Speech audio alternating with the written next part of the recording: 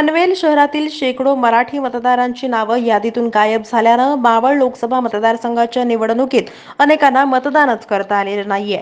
ही नावं गायब होण्यास नेमकं कोण जबाबदार आहे याची सखोल चौकशी करायला हवी, अशी मागणी शिवसेना उद्धव बाळासाहेब ठाकरे पक्षानं निवडणूक आयोगाकडे केली आहे। महापालिका आणि विधानसभा निवडणुकीपर्यंत तरी चुका दुरुस्त करून यादी अपडेट करावी अशी मागणी करण्यात आली आहे।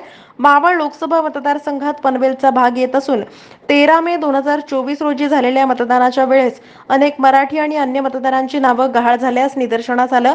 मतदारांनी पक्षाकडे यादी आणि निवडणूक आयोगाच्या संकेतस्थळांवरील यादीमध्येही नावं शोधण्याचा प्रयत्न केलाय।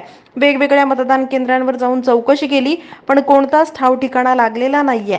या घटनेची शिवसेनेच्या नवीन पनवेल शहर महिला संघटक अपूर्वा प्रभू यांनी दखल घेत निवडणूक आयोगाकडे तक्रार केली आहे। अधिकाऱ्याने दिलेल्या निवेदनात म्हटलंय की पनवेलमधील अनेक मराठी मतदारांकडे ओळखपत्र आहेत, पण यादीमध्ये मात्र नाव नाहीये। विशेषतः एमटी मालिकेत अनेक मतदारांची नावं नसल्याचं आढळलंय। 2014 मध्ये ज्यांनी नोंदणी केली, ज्यांच्याकडे ओळखपत्रांचे क्रमांक आहेत पण नावं नाहीयेत। मतदार जिथे राहतात त्या शहराऐवजी दुसऱ्या शहरात नाव यादीत नमूद झालंय। या भोंगळ कारभाराचा फटका भविष्यात होणाऱ्या महापालिका आणि विधानसभेच्या निवडणुकीत बसण्याची शक्यता आहे।